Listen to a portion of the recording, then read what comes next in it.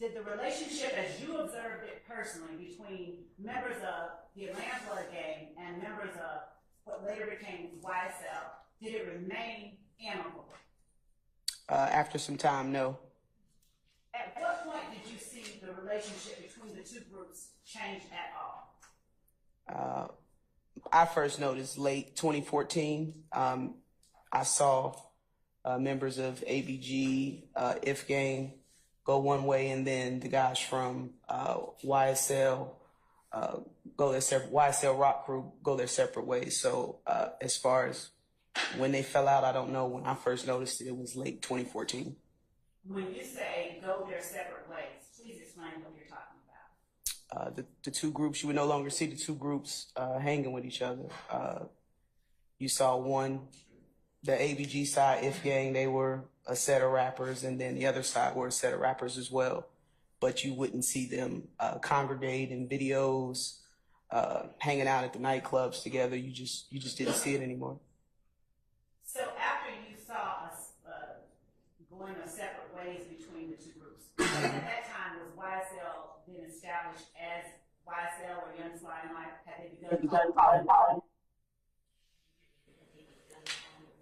calling themselves that? YSL? Yes. Yes, ma'am.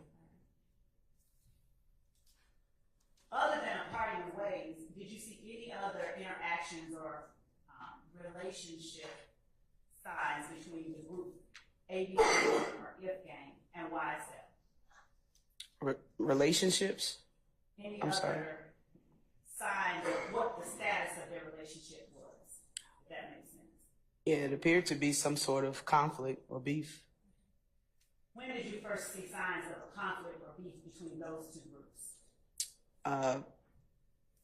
The first sign was obviously 2015 when a homicide occurred, but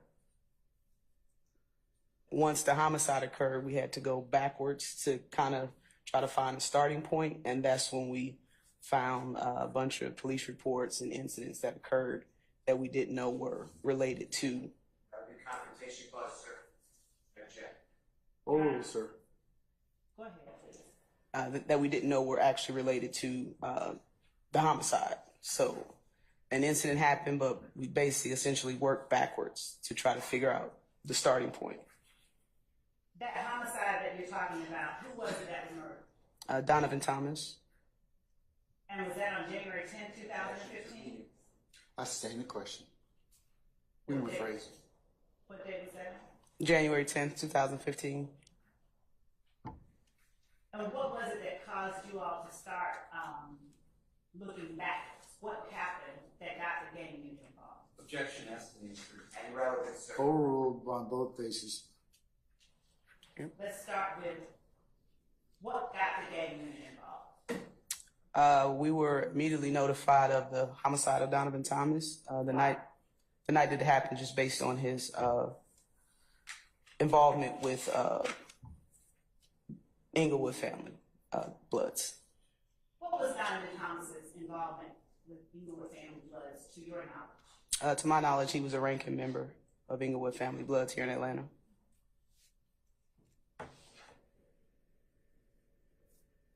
After he was killed, who was it that reached out to the gang unit within the Atlanta Police Department? Was it the lead investigator or something else? Homicide unit. I'm sorry. Overruled, sir. Go ahead. The homicide unit reached out the night that it occurred. And were you one of the ones that they reached out to, or was it just the gang unit in general? I was one of the ones that they, I believe it was Investigator Thorpe, reached out to. Were there any other members of the gang unit that homicide reached out to? They knew Dennis and I were, Investigator Dennis and I were partners, and we worked really close together, so Investigator Dennis was also notified. You said that Donovan Thomas was a ranking member of the Inglewood Family Bloods? To my knowledge. What does it mean to... Hold on. I sustain the question. I didn't hear you. I sustain the question as to form. What does it mean to be a ranking member of a gang? That you have some level of authority within the gang.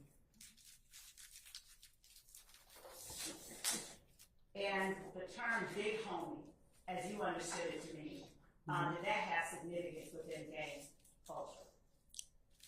Big homie will be referred to as someone that's well respected within the gang. What did you do once you got word from homicide that Donovan Thomas had been murdered?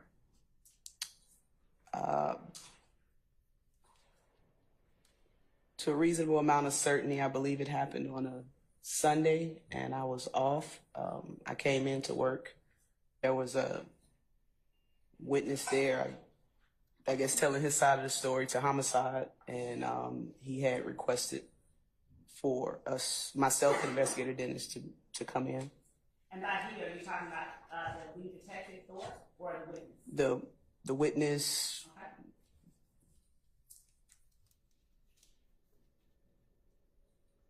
Do you recall where it was that Donovan Thomas had been murdered? In other words, what area of the city? Yes, it was on McDaniel Street, just south of Northside Drive. And what part of the city would you classify that as? Mechanicsville, Summerhill? I believe it's more or less on the lines of Castleberry Hills, but it's just on the opposite side of I-20, which separates Castleberry from Mechanicsville. And the person who came forward on the night that Donovan Thomas was killed, without saying what they said, who was that person? Kenneth Copeland. Did you and Dennis speak with Kenneth Copeland that night? Yes. Did you all speak with him later on, again, about similar matters? Your Honor, Without talking about what he said? I think about that way, sir. Can we approach?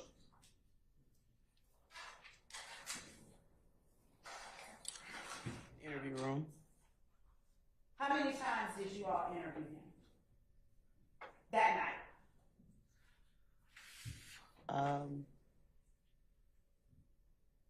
Not certain. At the very least, 2. And did that involve him getting up and leaving and coming back, or somebody leaving out the room and coming back? How did that work? I can't recall at this moment. Okay. Other than Mr. Copeland, that night, did you all interact with anyone else about the Donovan Thomas murder? I personally didn't. Did Donovan Thomas have any particular nickname? Yes. What was that nickname? Nutt or Big Nut. Once you heard from Kenneth Copeland,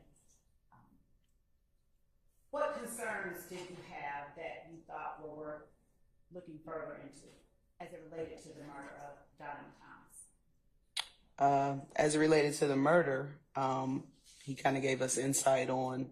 Objection, Your Honor, that would be confrontation clause.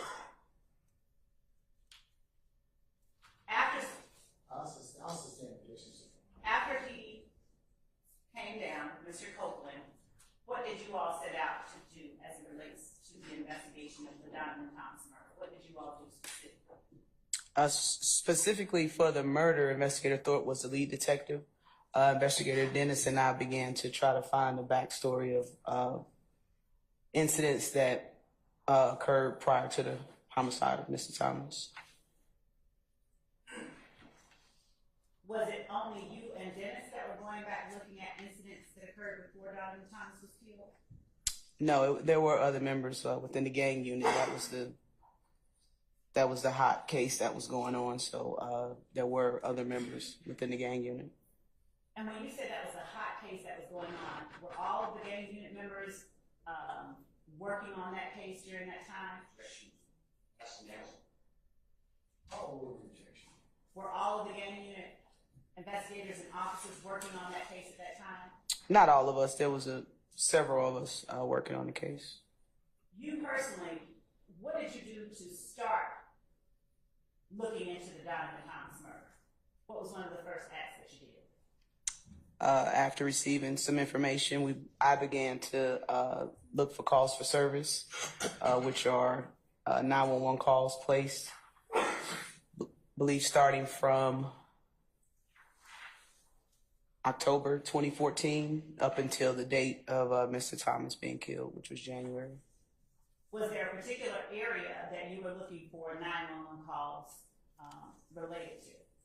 Yes, areas that were told by us, by Mr. Copeland, as well as known shooting locations from previous police reports or crime analysis reports. And how far back did the shootings that you were looking for go as it related to January 10th, 2015? How far back? I sustained. Did the shooting incident that you were looking at start in October of 2014? Yes. I sustained information. Did you look for any shootings before October 2014? That was my starting point, was October.